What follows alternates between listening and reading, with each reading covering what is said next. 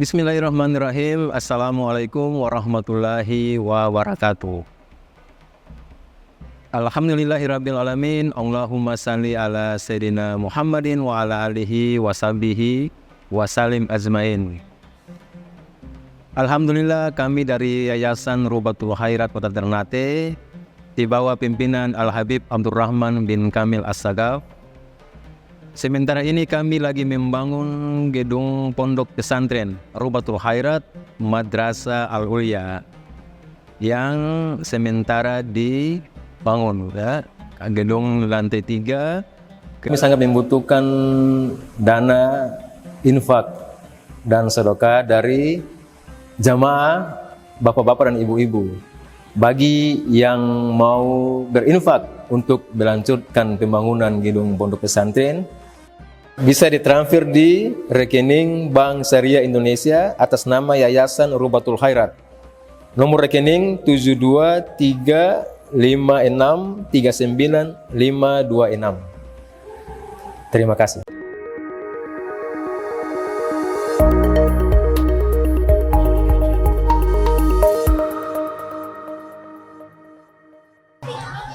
Yang hadir mungkin tidak sebanyak ketika ada artis yang hadir, tadi disampaikan demikian. Tapi kita harus yakin bahwa acara semacam inilah yang bisa mengundang malaikat. Dan malaikat lebih banyak jumlahnya yang hadir dibanding manusia yang hadir di acara-acara semacam ini.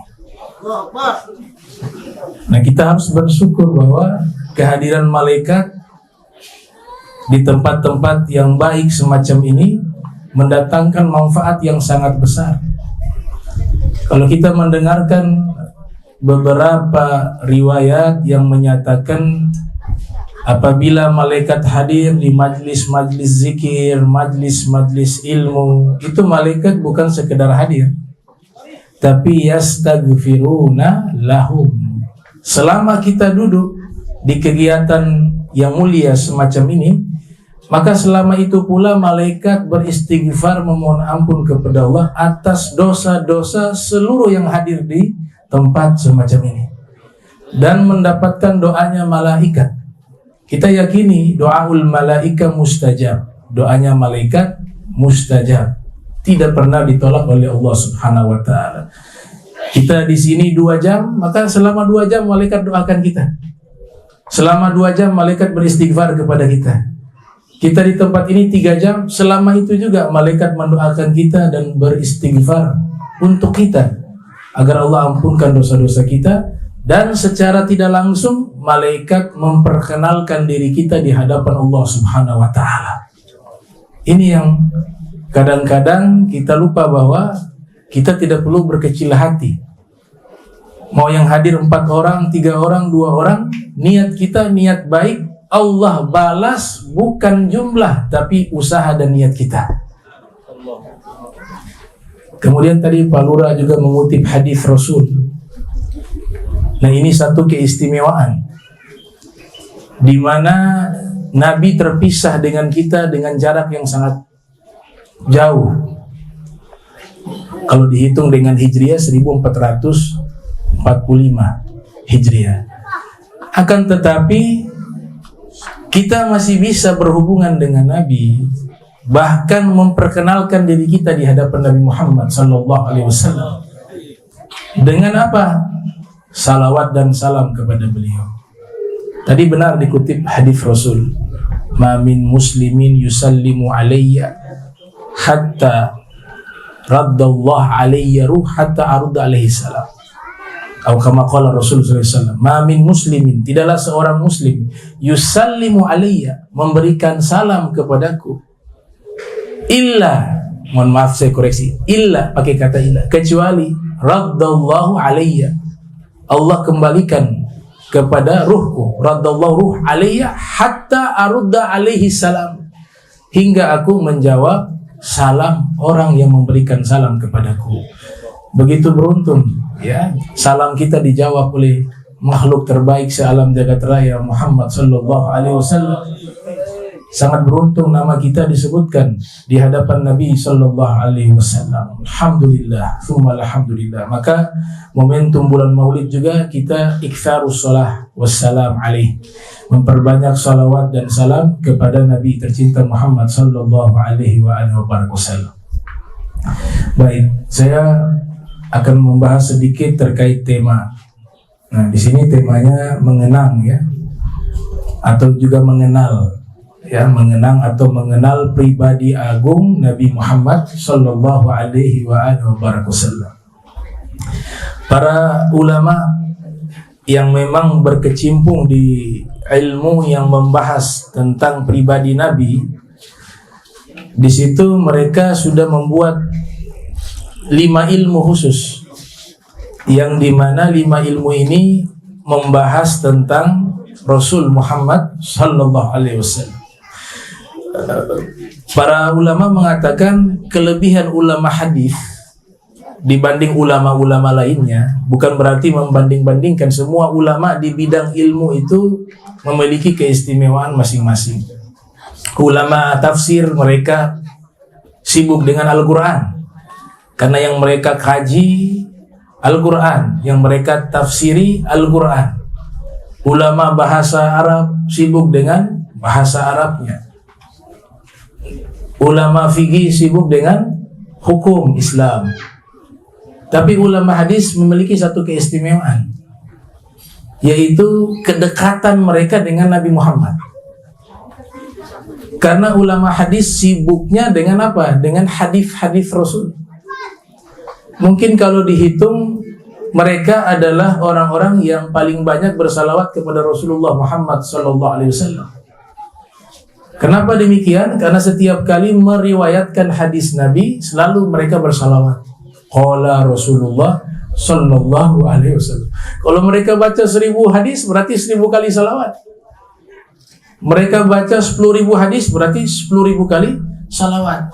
Maka ini satu keunggulan.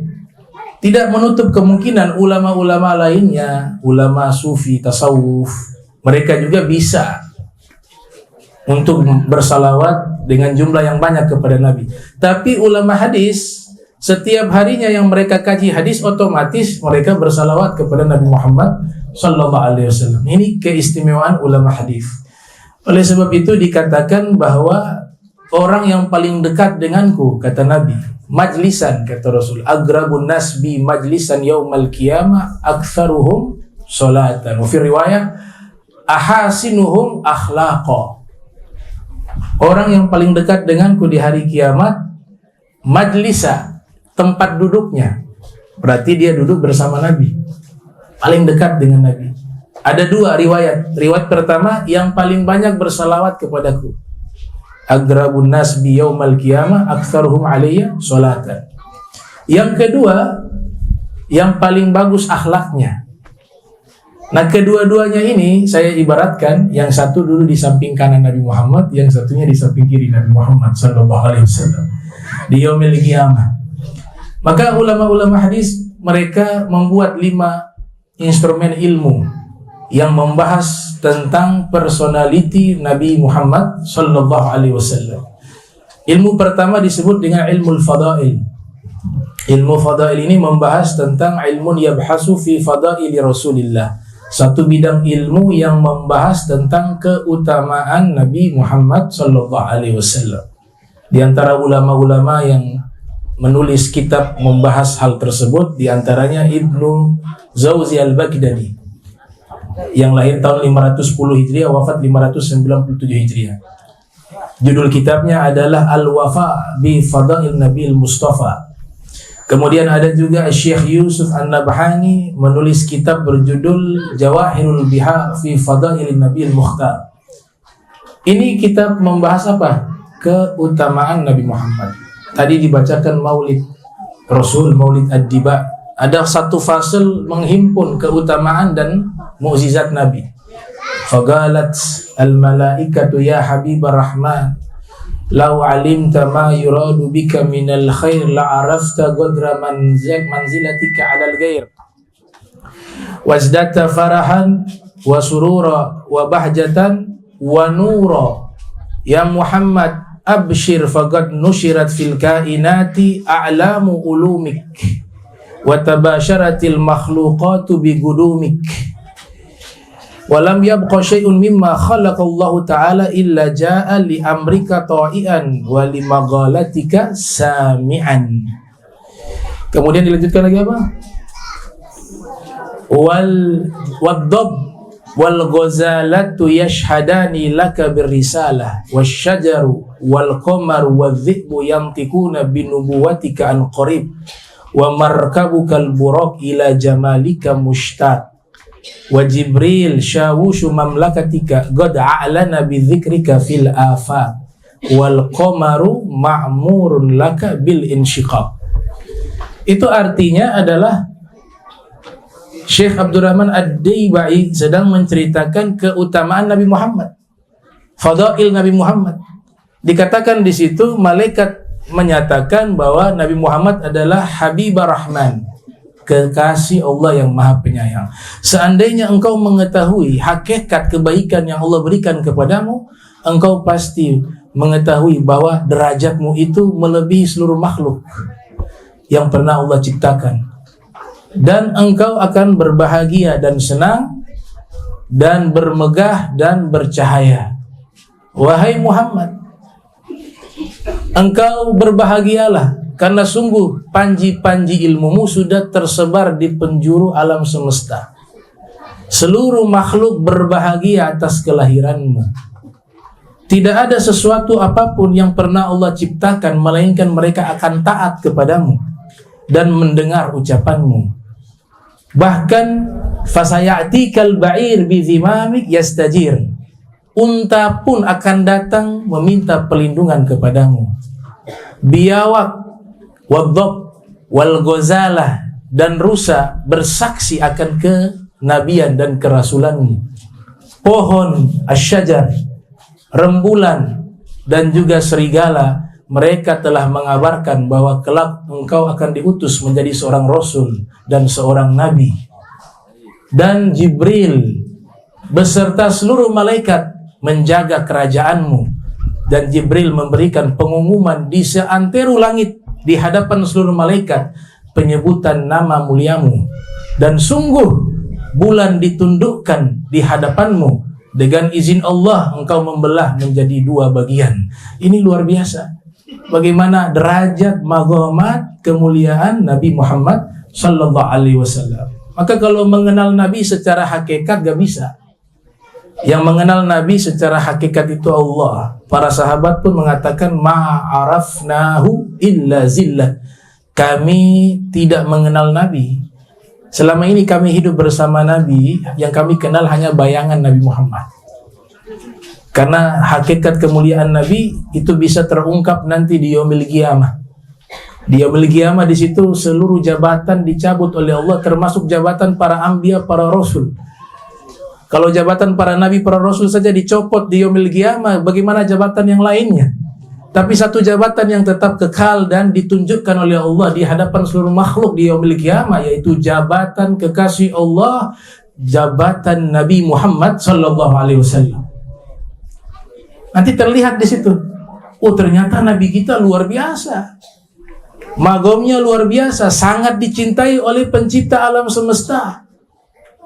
Toh surga itu diharamkan dimasuki oleh siapapun, termasuk para nabi. Hurrimat al-jannatu 'alal anbiya'i kullihim hatta adkhulaha, kata Nabi. Hadis riwayat Imam Al-Baihaqi yang lahir tahun 384 Hijriah. Nabi mengatakan diharamkan surga dimasuki oleh seluruh para nabi, kecuali aku yang masuk terlebih dahulu, kata Nabi Muhammad sallallahu alaihi wasallam. Kenapa demikian? Karena yang punya kunci surga Rasulullah Muhammad. Miftahul jannah. Tadi dalam doa kita bacakan, Allahumma adkhilna al-jannah, Allahumma adkhilna ma'akhul jannata fa innahu awwalu man yadkhuluha wa anzilna ma'ahu fi kusuriha fa innahu awwalu man yanziluha. Ya Allah, masukkan kami ke dalam surga bersama Nabi Muhammad, Karena orang pertama yang masuk ke dalam surga adalah Nabi Muhammad sallallahu alaihi wasallam. Dan tempatkanlah kami di dalam istana surga. Karena istana surga itu yang pertama kali membukanya adalah Nabi Muhammad sallallahu alaihi wasallam. Jadi ini gambaran mengenal Nabi itu luar biasa. Kita mungkin mengkaji seminggu, sebulan, setahun sekalipun itu belum selesai membahas tentang kepribadian mulia Nabi Muhammad sallallahu alaihi wasallam. Para sahabat yang hidup dengan Nabi, kalau kita riset di dalam kitab-kitab syama'il, ya, ini ilmu kedua namanya ilmu syama'il. Ilmu syama'il membahas sifat Nabi, akhlak Nabi, fisik Nabi. Disebut dengan ilmu asy-syama'il. Ulama yang menulis kitab membahas tentang asy-syama'il itu yang terkenal adalah Imam At-Tirmidzi. Ya, lahir tahun 209 Hijriah, wafat 279 Hijriah. Di dalam kitab Asy-Syama'il Al-Muhammadiyah. Ini sekarang sudah diterjemahkan nih. Bestseller bukunya, mengenal pribadi agung Nabi Muhammad itu terjemahan dari Asy-Syama'il Al-Muhammadiyah. Ya, itu nanti bisa dibeli, dibaca itu. Karena kita seakan-akan hidup di zaman Rasul dan seakan-akan di hadapan kita ada Nabi Muhammad. Sebagaimana Imam Tirmizi sendiri mengatakan bahwa siapa yang memiliki kitabku di dalam rumahnya, maka seakan-akan ada Nabi Muhammad di rumahnya yang selalu ngobrol dengannya, yatakallam. Maka luar biasa. Ini simbol agama yang tertinggi itu adalah mahabbah kepada Nabi Muhammad. Memuliakan Nabi Muhammad. Diibaratkan oleh para ulama, pintu menuju Allah adalah Nabi Muhammad. Anta babullah ayyumrin atahu min ghairika la yadkhulu. Engkau adalah pintunya Allah. Siapa yang ingin dekat dengan Allah tidak melewati pintu Nabi Muhammad, maka dia tidak akan mungkin bisa dekat dengan Allah Subhanahu wa taala. Maka ilmu syama'il membahas bagaimana akhlaknya Nabi, bagaimana fisiknya Nabi diterangkan oleh para ulama secara rinci. Kitab yang terakhir adalah kitab Syekh Yusuf An-Nabhani membahas tentang Syama'il Rasul berjudul Wasailul Usul ila Syama'il Rasul. Kemudian ilmu yang ketiga yang membahas tentang personality Nabi Muhammad disebut dengan ilmu dalail. Ilmu yang membahas tentang mukjizat Nabi Muhammad sallallahu alaihi wasallam. Di antara ulama yang menulis kitab tentang ilmu dalail adalah Al-Imam Baihaqi berjudul Dalailun Nubuwah, dan juga Al-Imam Abu Nuaim Al-Asbahani yang lahir tahun 336 Hijriah, wafat 430 Hijriah, berjudul Dalailun Nubuwah. Dan ilmu yang keempat yang membahas personality Nabi Muhammad disebut dengan ilmu khosois, membahas tentang keistimewaan Nabi Muhammad sallallahu alaihi wasallam. Itu ditulis oleh Imam Suyuti, satu kitab yang sangat baik menerangkan khosois Nabi berjudul Khosoisul Kubra. Beliau ulama kelahiran tahun 849 Hijriah, wafat 911 Hijriah. Judul kitabnya Khosoisul Kubra.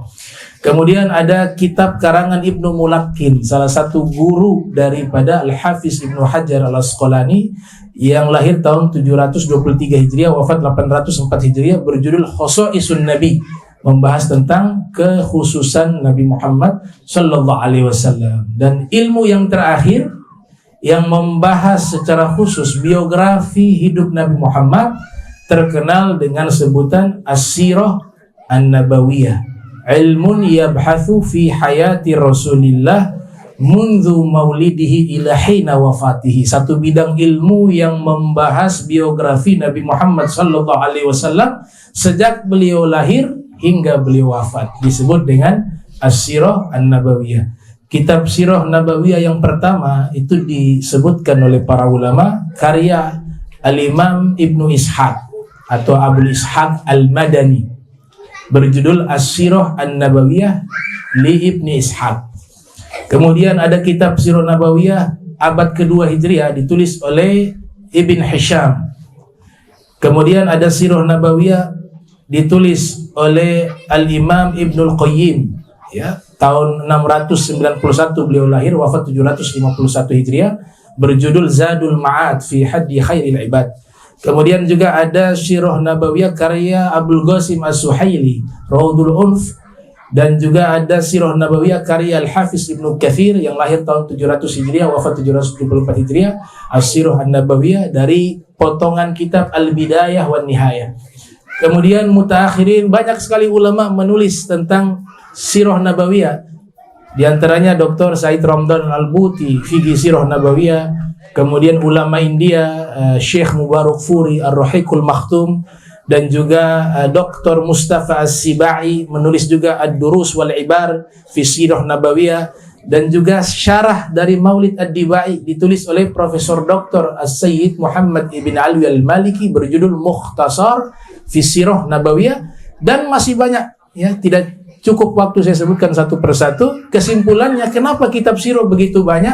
Karena makin digali, dikaji biografi Nabi Muhammad, makin kurang. Makin kurang artinya apa? Belum bisa mengungkapkan kesempurnaan biografi Nabi Muhammad. Karena begitu sempurna. Makin dikaji, makin kurang pengetahuan kita kepada Nabi Muhammad. Karena begitu luas daripada biografi hidup Nabi Sallallahu Alaihi Wasallam. Dan memang terasa nikmat kita membaca Maulid Ad-Dibai, Maulid Simtud Duror, dan kitab-kitab mawalid lainnya, tidak pernah bosan. Ya, ada yang bacanya setiap hari. Ada guru kami baca Maulid setiap hari. Dari usia belum balik sampai hari tua. Itu tidak pernah beliau tinggalkan dan tidak pernah bosan. Ada yang bacanya seminggu 2 kali, ada yang 3 kali. Paling minimal seminggu sekali. Paling minimal. Sehingga apa? Ada ittisal bin Nabi, ada ikatan hati dengan Nabi Muhammad Sallallahu Alaihi Wasallam. Nah, ini gambaran bagaimana cara untuk mengenal Nabi. Ada 5 ilmu tadi: ilmu fadail, ilmu syama'il, ilmu dalail, ilmu khosais, dan as-sirah an-nabawiyah. Kita biasanya ketika membahas kajian-kajian yang berkaitan dengan Nabi Muhammad, yang pertama kali yang kita bahas nasabnya.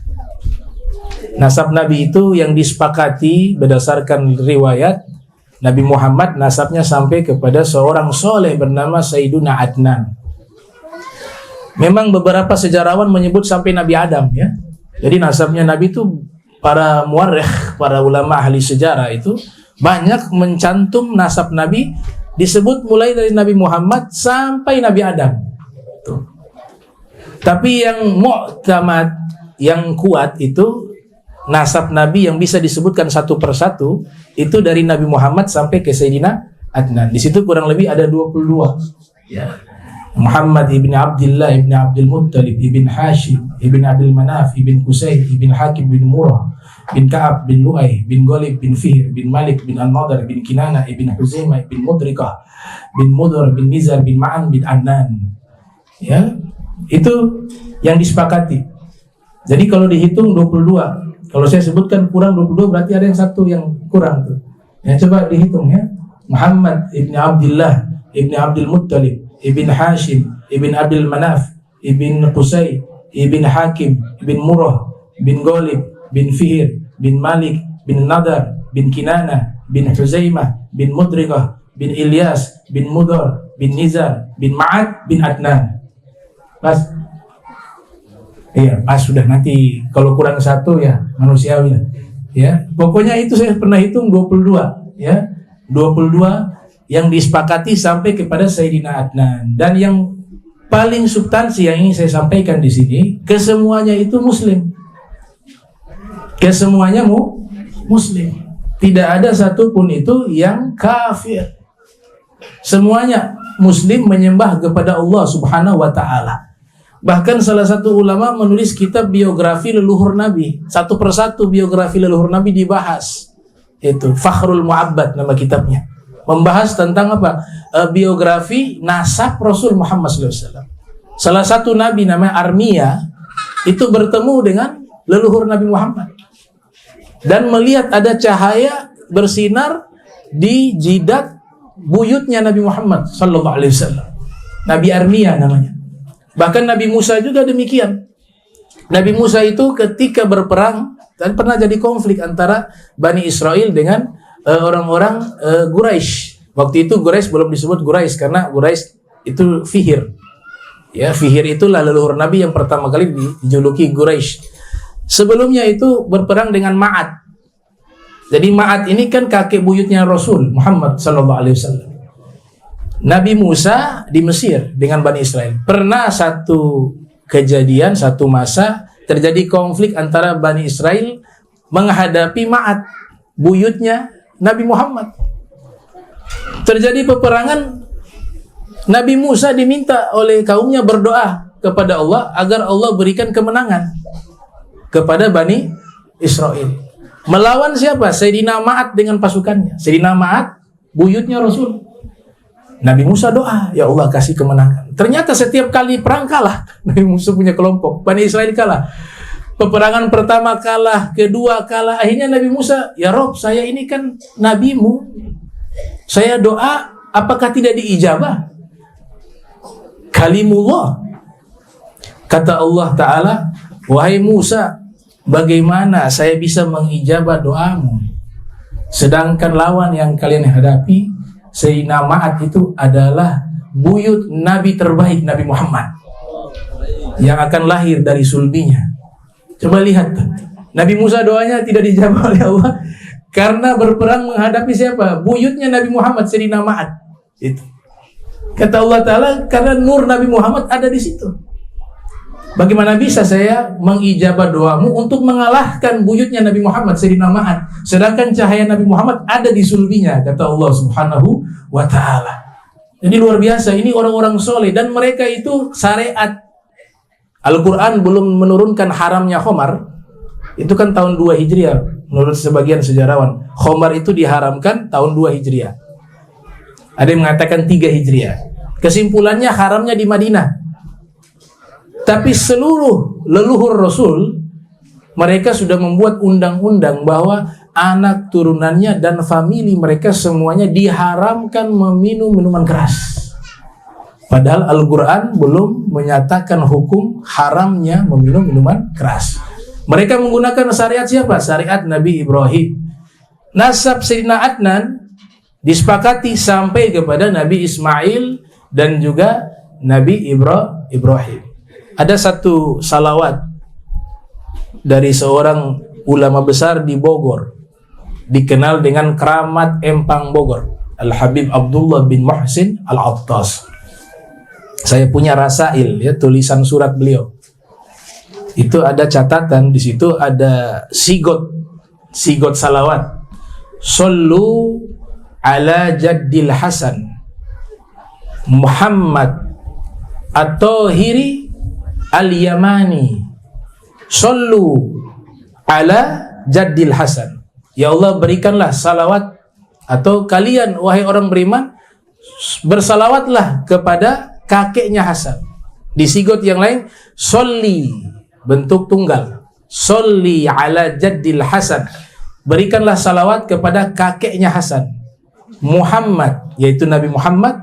At-Tahiri, manusia yang suci.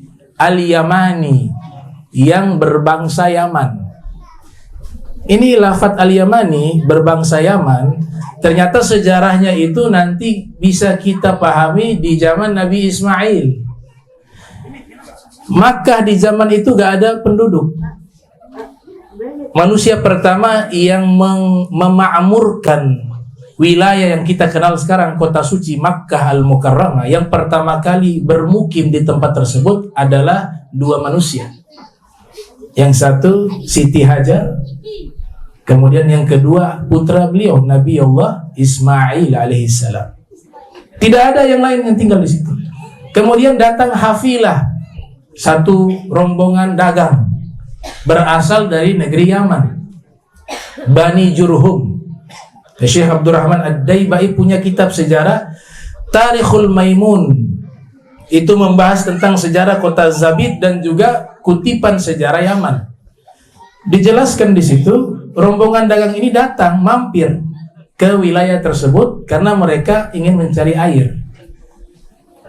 Di zaman itu mendeteksi adanya air, dilihat kalau di atas udara ada kumpulan burung, berarti di bawah ada air. Karena burung dia cari air minum, diturun. Maka dilihat ada kumpulan burung. Mereka mengatakan, ayo kita pergi ke tempat tersebut. Ternyata sampailah di tempat tersebut, sudah ada 2 manusia mulia, yaitu Siti Hajar dan Nabi Allah Ismail. Dan air Zam-Zam yang Allah munculkan pertama kali di masa beliau.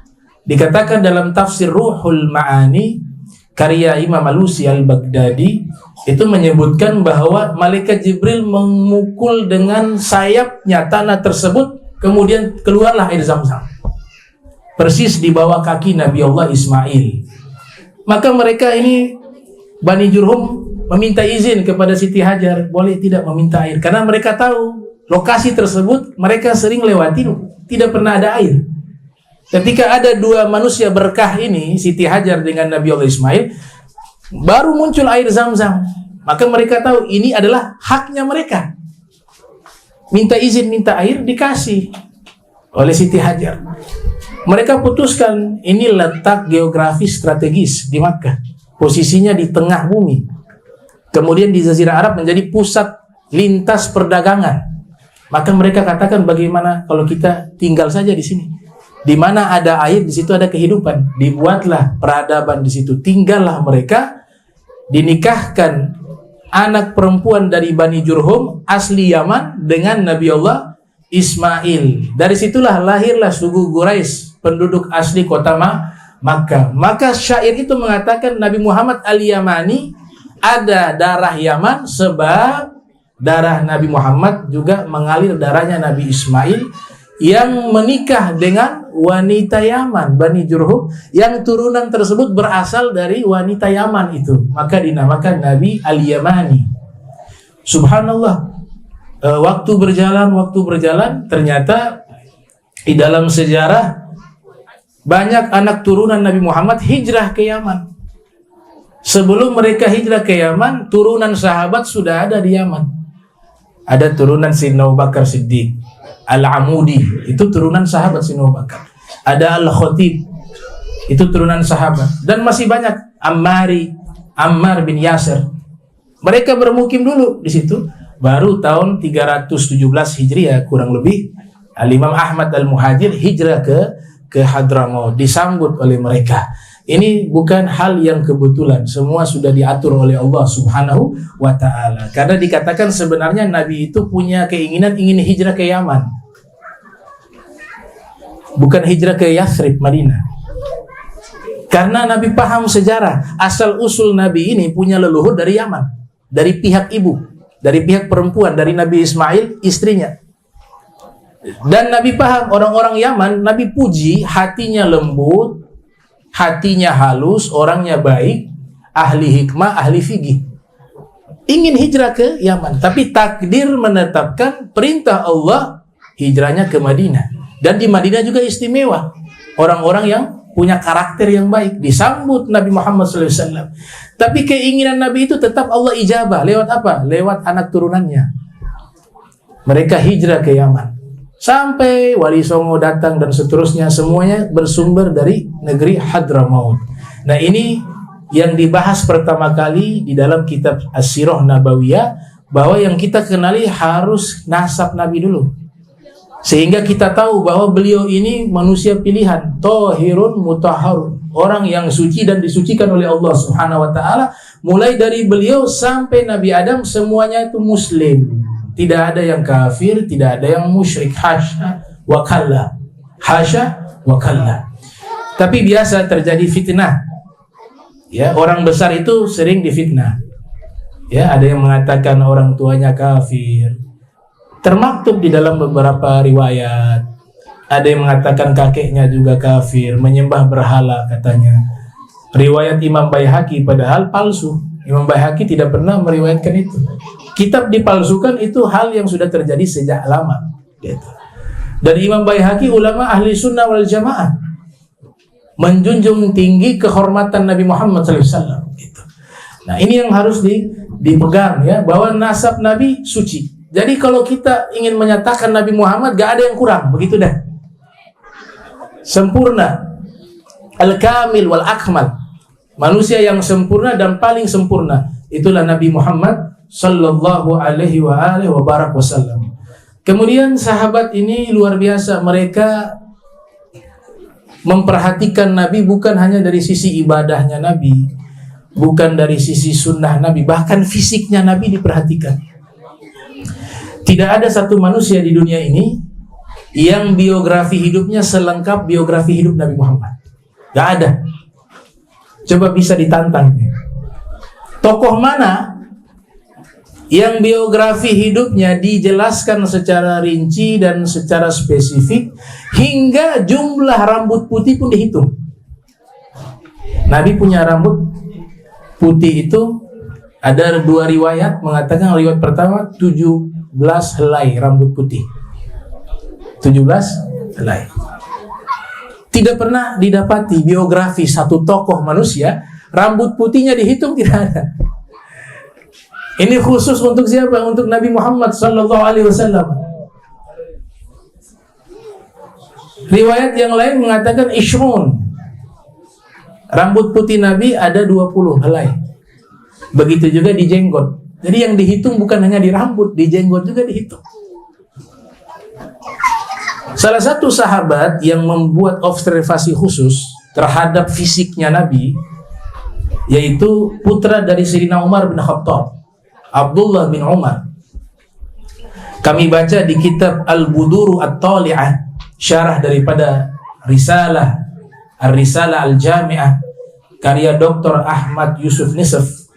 Di bagian akhir bab haji itu ada satu kebiasaan Ibnu Umar ketika melaksanakan ibadah umroh maupun haji, khususnya di Madinatul Munawwarah, itu beliau selalu dengan kendaraannya lewatin satu pohon, keliling di situ, di pohon. Sudah keliling pohon itu baru lanjut ke masjid.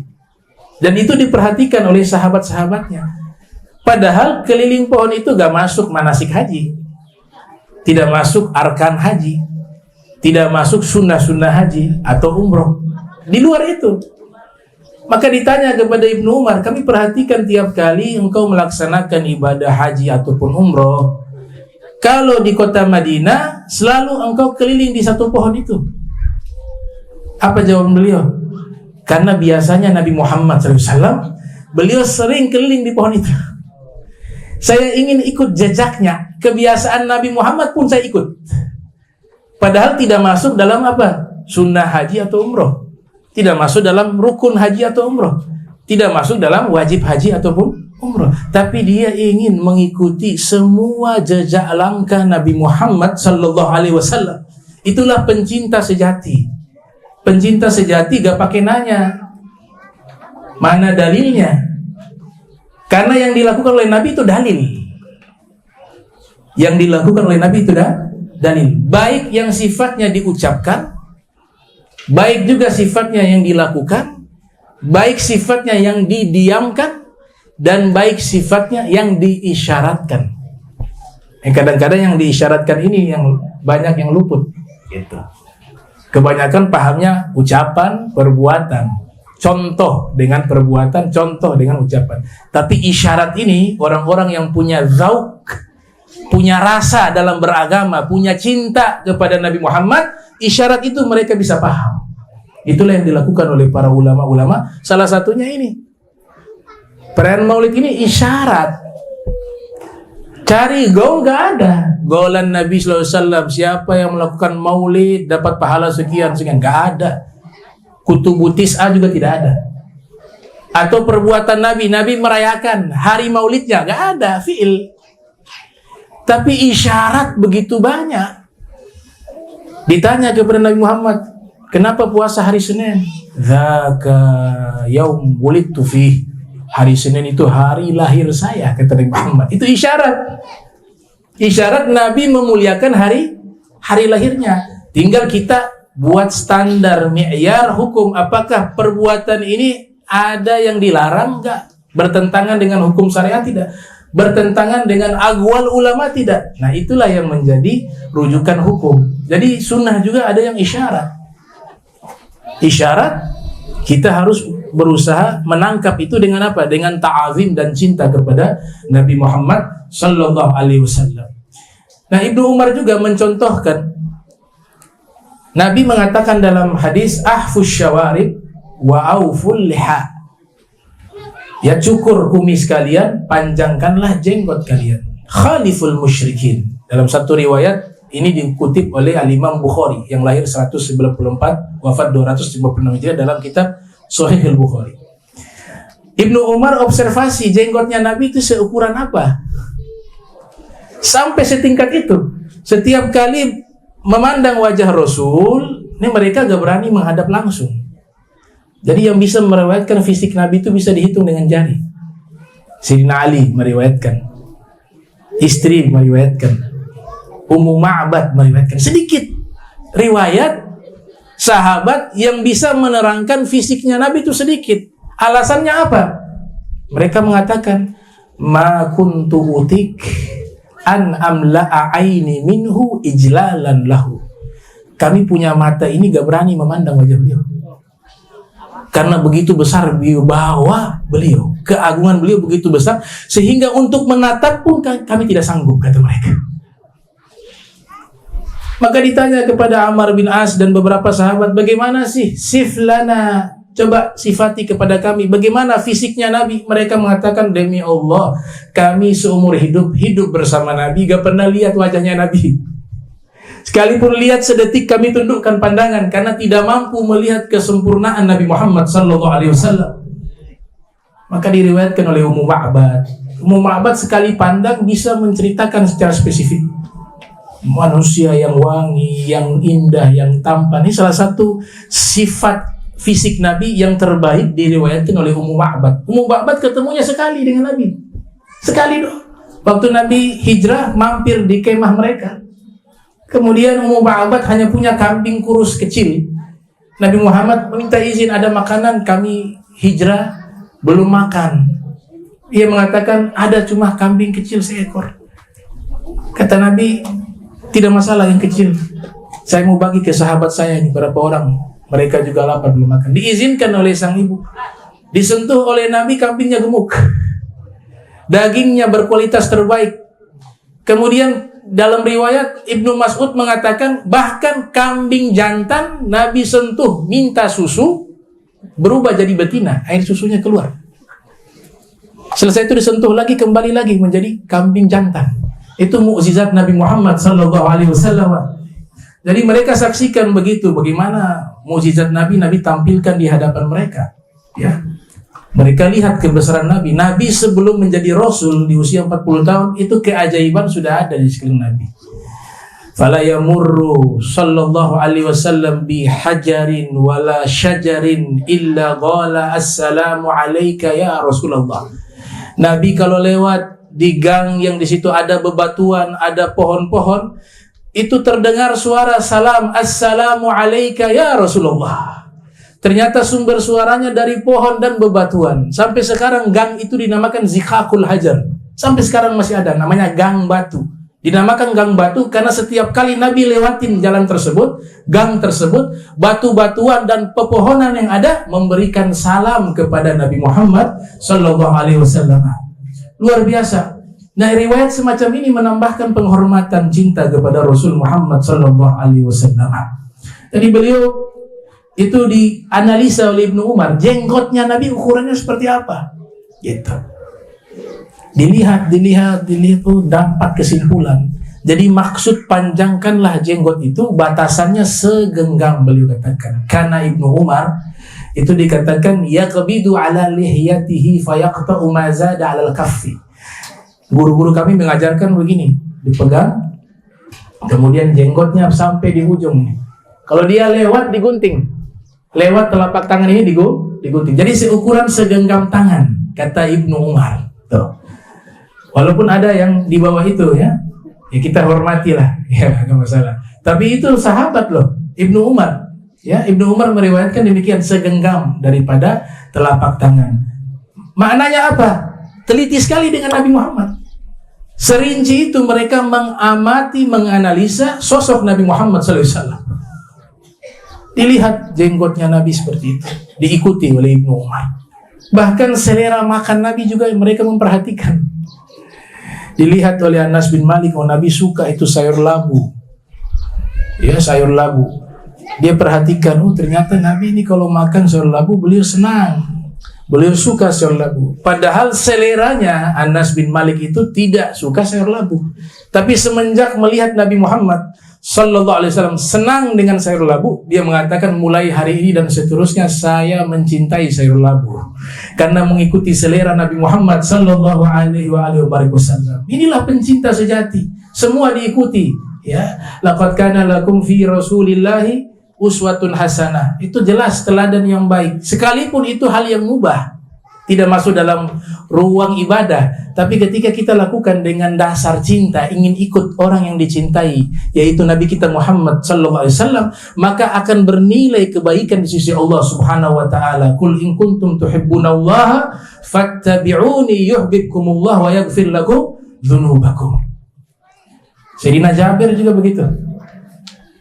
Nabi undang makan ke rumah, ya Jabir, ayo ke rumah, saya undang makan. Sayyidina Jabir diundang makan di rumah Rasul. Sampai di rumah, Nabi bertanya kepada sang istri, ada makanan? Sang istri mengatakan, mohon maaf ya Rasulullah, tidak ada makanan. Tapi ada cuka sama roti. Khol. Kata Nabi, gak apa-apa itu cuka itu. Ni'mal idam ala khol, kata Nabi. Wa fi riwayah ni'mal udum. Sebaik-baiknya lauk adalah cuka. Nabi hibur istrinya. Dapat suami zaman sekarang di Toreba tuh. Ceng anak teramu masa dari tadi. Sulapar kok. Ada akhlak. Nabi hibur. Jabirul khawatir. Yang ada apa cuka? Ya khair, gak apa-apa. Ini makanan terbaik tuh. Makanya mustafad, faedah yang diambil dari hadis ini, itu yang pertama, Nabi ingin menghibur hati istrinya. Makanan yang ada itu tidak mau buat kecewa istrinya, kasihan. Hanya ada itu. Ya ini makanan terbaik, kata Nabi. Senang hati istrinya, dapat pahala. Yang kedua, memang cuka punya khasiat. Al-khol itu disebutkan khasiatnya bisa menghilangkan stres, kemudian menangkal radiasi atau kuman-kuman, meningkatkan imun. Itu cuka. Tapi bukan ibu-ibu cuka yang di dapur nih, bukan. Ya, itu minum usus tawala. Itu zat kimia. Ya. Itu cuka yang dimaksud cuka di zaman Nabi sallallahu alaihi wasallam, ya. Tapi produknya ada zaman sekarang. Itu cuka terbuat dari anggur atau kurma. Kata Lais Al-Misri membuat satu riset. Beliau ini ulama dan pedagang, jadi paham produk-produk yang ada di zaman itu. Apalagi hidupnya di masa Imam Malik, ya. Imam Malik lahir 93 Hijriah, wafat 179 Hijriah. Kata Lais bin Sa'ad Al-Misri, beliau mengatakan bahwa cuka yang ada di zaman Rasul itu kemungkinan besar terbuat dari dua buah. Cuka yang terbuat dari anggur atau cuka yang terbuat dari kurma. Ada pendapat ketiga mengatakan apel, cuka yang terbuat dari buah apel. Tapi yang terbuat dari buah apel ini dibantah oleh Imam Lais bin Sa'ad karena apel di masa itu tidak menjadi buah-buahan yang populer dan banyak berada di kota Madinah. Mungkin zaman sekarang iya, tapi di zaman Nabi buah apel itu banyaknya di Syam, tidak ada di Madinah. Kebanyakan buah yang ada di Madinah itu anggur sama kurma. Maka kemungkinan besar cuka ini terbuat dari anggur atau kurma. Itu analisa daripada Lais bin Sa'ad Al-Misri. Dan ini diterangkan di dalam beberapa kitab qamus seperti Al-Ghamus Al-Muhit karya Fairuz Abadi juga menerangkan pendapat tersebut. Di dalam kitab fikih juga selalu disebut cuka anggur. Wal khamru iza takhallalat binafsiha, ya. Khamar berubah menjadi cuka dengan sendirinya menjadi suci.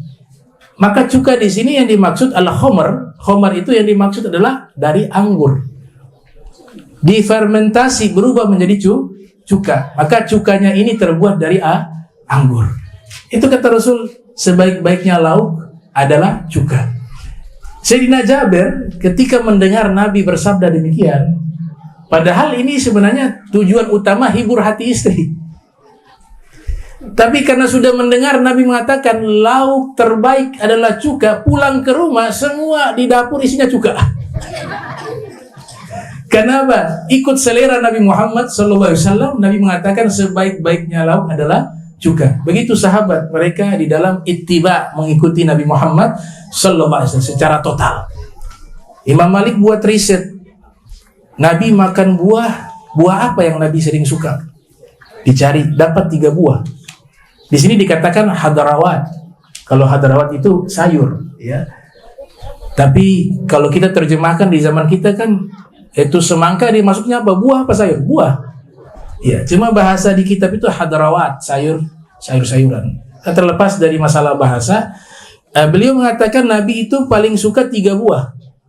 Yang pertama al-bitikh, buah semangka. Ya. Yang kedua, kalau ada durian mungkin durian kali ya. Cuma di sana durian nggak tumbuh kan. Makanya kosakatanya kosakata baru tuh. Jadi kosakata bahasa Arab durian itu baru. Namanya Abu Syaukah, bapaknya duri. Ya karena mungkin bentuknya semua dengan duri, orang-orang Arab namakan Abu Syaukah, ya bapaknya duri. Itu kosakata baru, zaman Nabi belum ada tuh durian. Kosakata baru juga adalah Abu Syu'ur, bapaknya bulu. Buah apa itu kira-kira? Rambutan. Karena dia berambut, bapaknya bulu ya, insyaallah. Akhirnya diteliti, oh Nabi suka bitih, semangka. Yang kedua al-kitha, timun. Nah, timun masuk sayur, al-kitha. Kemudian yang ketiga yang terkenal rutok, tamar, kurma. Ya, tapi kurma yang biasa rutok, masak di pohon. Jadi kurma itu kalau dia baru tumbuh kecil namanya kholilun, pentil. Nanti buahnya sudah agak tumbuh sedikit lagi besar tapi masih mentah, namanya bulhun. Naik lagi dia sudah mulai mengkal, busrun. Naik lagi namanya rutob, sudah masak di pohon. Dikeringkan, tamrun, ya, namanya rutob al-mujaffaf, kurma yang dikeringkan. 3 ini disukai oleh Nabi. Cara makan kurma, Imam Malik dapat riwayat. Nabi itu punya cara makan kurma, kurma ajwa khususnya. Dalam riwayat Ibnul Qayyim dalam kitab At-Tib An-Nabawi yang lahir 691 Hijriah wafat 751 Hijriah, itu Rasul bersabda, man tasabbaha sab'a ajawatin, siapa yang sarapan pagi menggunakan atau mengkonsumsi 7 buah kurma ajwa, lam tusibhu fi dzalikal yaumu sihrun wala summun, di hari itu dia tidak bisa terkena sihir ataupun racun. Nah, riwayat cara makan kurma yang Nabi contohkan itu menurut Imam Malik dapat riwayatnya, maka dipraktekkan cara makan kurma.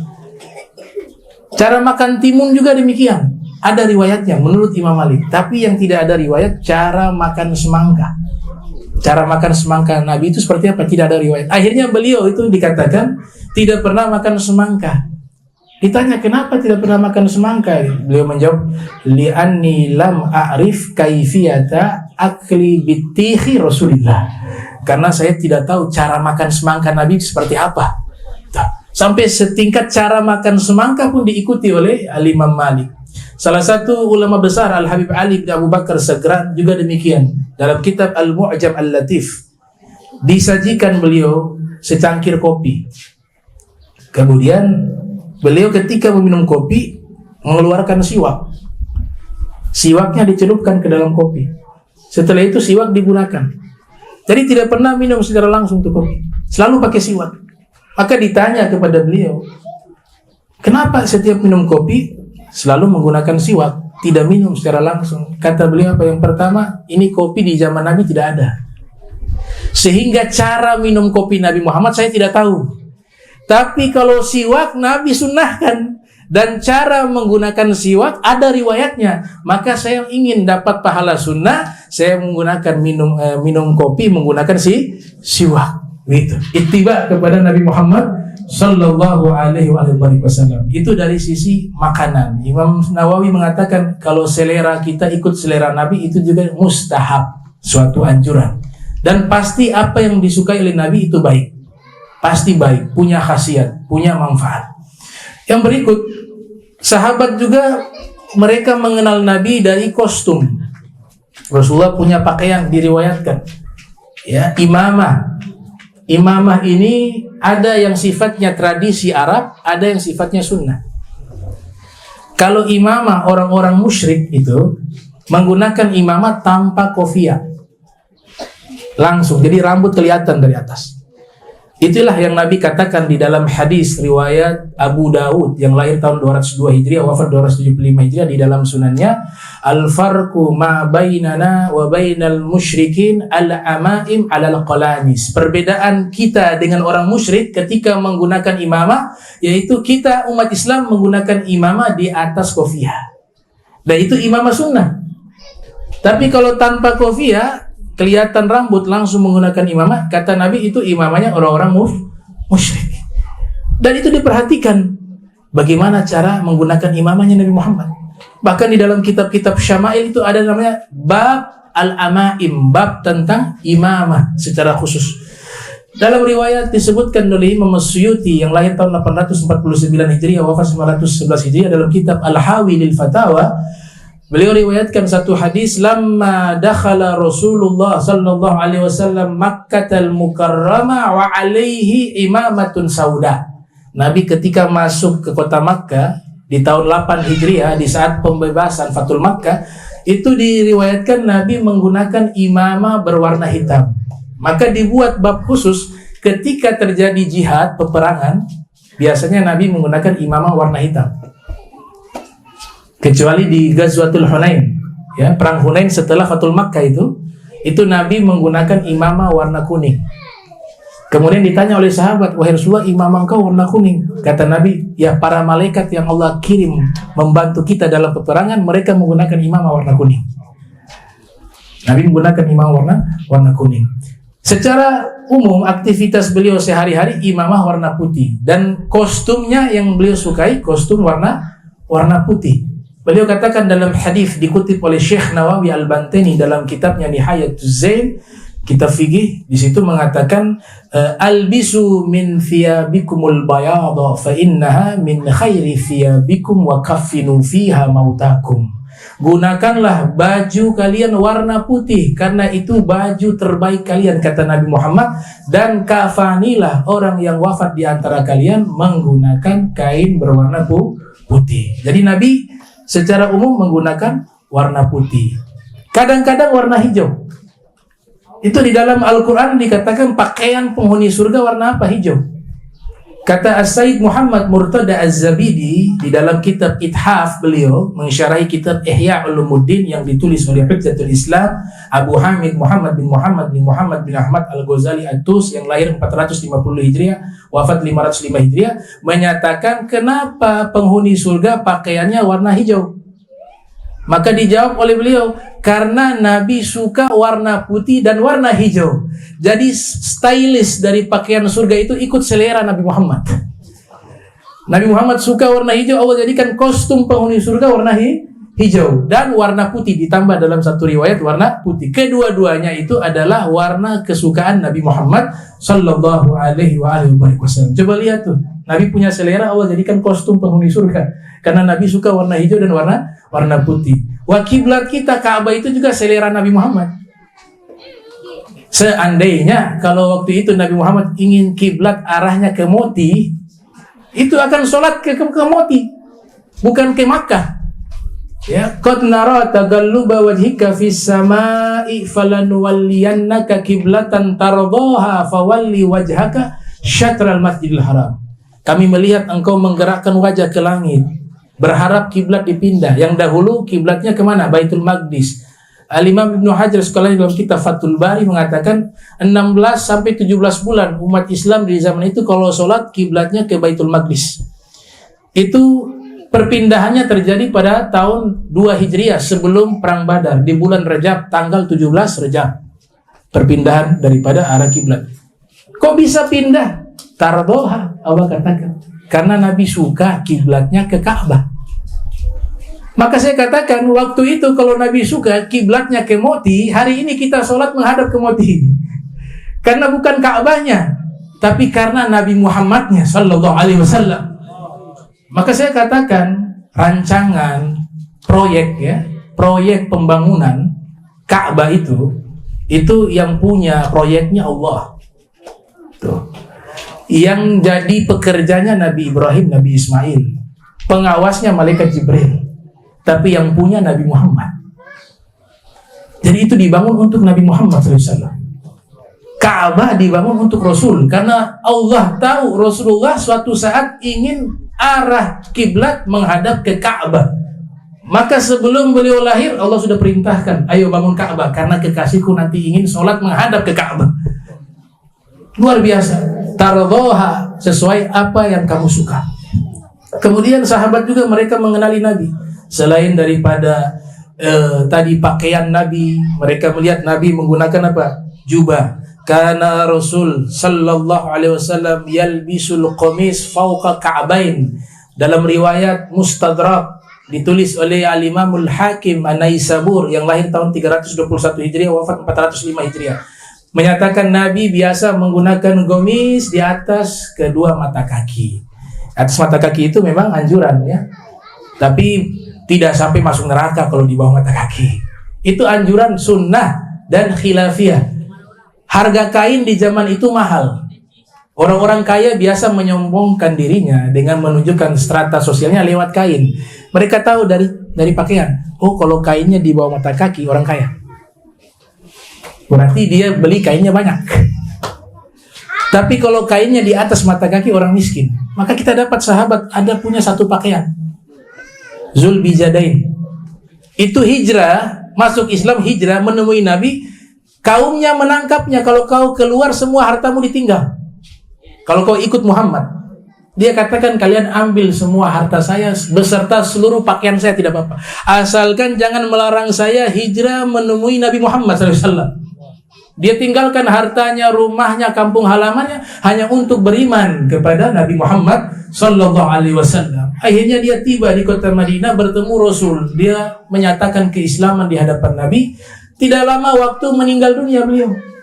Nabi ikut antarkan jenazahnya. Itu disebutkan mau dikafani gak ada kain, hanya pakaian, tutup di bagian kepala, bagian kaki terlihat. Tutup bagian kaki, kepala dan dada terlihat. Saking pendeknya kain yang dia gunakan, dan hanya satu pasang badan itu saja pakaian yang dia gunakan. Tapi lihat pengorbanan dia dibalas oleh Nabi Muhammad. Itu sahabat mengatakan seandainya kami yang meninggal itu. Saking mereka punya angan-angan. Karena apa? Nabi yang gendong jenazahnya dan Nabi sendiri yang masukkan ke liang lahat. Sahabat-sahabat itu menyaksikan seandainya kami jenazah itu, kami digendong oleh Nabi Muhammad, dimasukkan langsung oleh Nabi Muhammad ke liang lahat, dan Nabi mendoakan, ya Allah hari ini saya ridho kepadanya, kata Nabi Muhammad.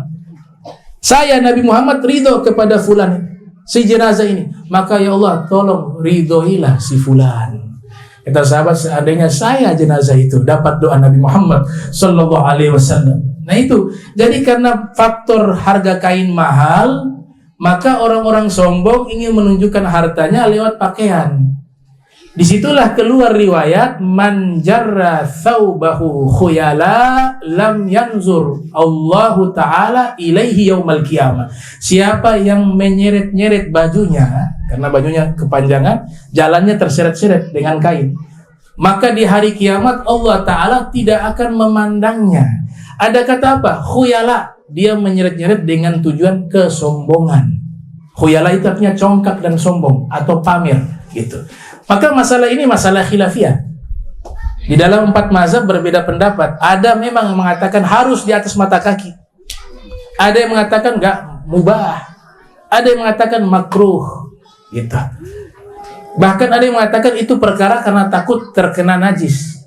Mau sholat pakaiannya terlalu di bawah, takut ada najis di jalan, kena itu pakaian. Makanya disunnahkan di atas. Nah ini pakaian Nabi sedetail itu mereka riwayatkan. Ya, riwayatkan sedetail mungkin. Kemudian yang berikut, sahabat juga memperhatikan aroma wangi Nabi Muhammad. Di Maulid Ad-Diba gimana? Ya, kalau Nabi lewat satu jalan, setelah itu sahabat lewat, mereka cium aroma wangi, mereka tahu ini jalan tadi dilewatin oleh Nabi Muhammad. Dari mana mereka tahu? Aroma wangi. Keringat Nabi lebih wangi dari minyak kasturi. Wa idza marra fi tariqin urifa min tibihi annahu qad marra fi. Wa idza jalasa fil majlisin baqiya min tibihi baqiya tibuhu fihi ayyaman wa in taghayyaba. Wa yujadu minhu ahsanu tib wa in lam yakun qad tatayyab. Wa in lam yakun qad tatayyaba. Ya, di Maulid Diba ya. Apabila beliau lewati satu jalan, maka sahabat itu mengetahui jalan ini telah dilewati oleh Rasul Muhammad SAW. Dari mana mereka tahu? Aroma wangi. Ini wanginya Nabi Muhammad SAW. Apabila duduk di satu majlis, aroma wanginya bertahan hingga berminggu-minggu. Masih tercium wanginya Nabi Muhammad SAW. Dan ditemukan dari aroma wangi Nabi Muhammad minyak wangi yang paling wangi, walaupun beliau tidak menggunakan minyak wangi. Karena keringatnya itu adalah minyak wangi. Nah, ini dari keringat Rasul Muhammad Sallallahu Alaihi Wasallam. Salah satu sahabat bahkan mengikuti Nabi, namanya Tolha. Dia tinggal di Kuba. Ada masjid namanya Masjid Kuba. Ini masjid pertama yang dibangun dalam sejarah Islam. Kalau masjid pertama di dunia ini kan Masjidil Haram. Tapi masjid pertama dalam sejarah Islam itu Masjid Kuba. Tuh, dibangun oleh Ammar bin Yasir. Ini anak namanya Tolha, masih anak-anak. Dia cinta benar kepada Rasul sampai-sampai dia ikutin di mana Nabi berjalan, karena di pasir itu ada jejak kaki Nabi. Jadi dia kalau jalan kemana-mana, kalau Nabi ada hari itu jalan, dia ikutin jalan Nabi lewat pijakan bekas kaki Nabi Muhammad. Dia jalan-jalan, ikut Nabi dari belakang. Ini yang di belakang simak menyaksikan itu heran deh. Ini anak kenapa jalan di belakang Rasul? Kemudian ditanya kepada beliau, ini anak, kenapa kau jalan di belakang Nabi? Dia mengatakan, saya ingin mengikuti jejak langkah Nabi Muhammad SAW. Di mana Nabi berpijak, saya ingin menginjak pijakan kaki Nabi Muhammad SAW. Akhirnya Nabi menoleh ke belakang, tersenyum kepada anak tersebut. Nabi mengatakan, ya waladi, kenapa kau ikutin saya? Dia mengatakan, ya Rasulullah, inni uhibbu. Anak kecil. Ya Rasulullah, saya cinta kepadamu. Nabi tersenyum bahagia. Kata Nabi, kalau benar kamu cinta, boleh tidak saya uji? Kata Nabi Muhammad SAW. Ini disebut dalam kitab Al-Isobah, Vitamis Sahabat. Ada 9 jilid. Ya, di bab, ada bab namanya Tolha, kalau tidak salah nama anaknya tersebut. Ibnu Hajar Al-Asqalani ceritakan. Nabi katakan, kau cinta kepada saya? Benar ya Rasulullah, saya cinta kepadamu melebihi apapun, kata anak itu. Kalau begitu saya uji, kata Rasul. Kalau benar kamu cinta kepada saya, kau pulang ke rumah. Kau bertemu ayah dan ibumu, kamu bunuh mereka berdua untuk saya. Ini kan tidak mungkin Nabi perintahkan itu, tapi Nabi mau bercanda sekaligus menguji sejauh mana cintanya dia. Ini jawaban yang membuat sejarawan heran. Seluruh ahli sejarah heran dengan jawaban anak ini yang bertemu Nabi tidak lama. Hanya sesaat, tapi sudah jatuh cinta seperti itu kepada Nabi Muhammad SAW. Dia mengatakan, wahai Rasulullah, jika itu perintahmu, saya akan lakukan saat ini juga. Kata Nabi, jangan. Innama bu'istu rahmah. Saya diutus oleh Allah membawa kasih sayang. Saya diutus oleh Allah untuk mengajarkan kalian berbakti kepada kedua orang tua. Tadi saya hanya menguji sejauh mana cintamu. Sesuai hadis Nabi, tidak beriman seorang di antara kalian hingga dia jadikan aku lebih dia cinta melebihi orang tuanya, anaknya, dan seluruh manusia. Ternyata engkau masuk di dalam pernyataan hadis tersebut, kata Nabi Muhammad SAW. Iman engkau sempurna, kata Rasulullah SAW. Maka setelah itu Nabi balik ke Madinah. Tidak lama dapat informasi bahwa anak itu sakit. Nabi dengan kesibukan yang luar biasa mendengar kabar itu anak sakit, Nabi datang mengunjungi anak tersebut. Nabi menghadiri di tengah, di sampingnya dia dalam keadaan detik-detik wafat. Rasul yang tuntun dia. Dan Nabi mengatakan, ya waladi, kau jangan sedih. Ya, saya akan bantu kamu di yaumil qiyamah. Ya, saya akan bantu kamu. Padahal ini anak dalam riwayat belum balik. Orang yang belum balik tidak punya dosa. Tempatnya di dalam surga, dalam akidah Ahlussunnah wal Jamaah. Tidak dengan Mu'tazilah yang bingung, anak kecil nih masuk surga, tidak masuk surga. Kenapa? Tidak punya amal. Terus masuk neraka, tidak masuk neraka juga. Kenapa? Tidak punya dosa. Terus dia di mana? Dia di tengah-tengah antara surga dan neraka. ini pemahaman yang sangat ngaco. Ya? Di neraka juga tidak, di surga juga tidak. Alasannya anak kecil masuk surga tidak bisa. Kenapa? Belum ada amal. Belum balik. Sedangkan masuk surga menurut Mu'tazilah ya, masuk surga itu harus pakai amal soleh. Terus kalau bukan di surga di mana? Berarti anak itu di neraka. Kalau meninggal sebelum balik. Mereka mengatakan juga tidak di neraka. Kenapa? Karena orang yang belum balik tidak dihitung melakukan dosa. Terus dia di mana? Manzilah baina manzilatain. Dia di satu tempat antara surga dan neraka. Berarti nganggur nih. Diazab tidak, dikasih nikmat juga tidak. Ini pemikiran harus dihindari nih. Ini ngaco, pemikiran ngaco nih. Manzilatun baina manzilatain. Wa Rasulullah katakan, wahai anak, engkau sabar. saya akan bantu kau di akhirat.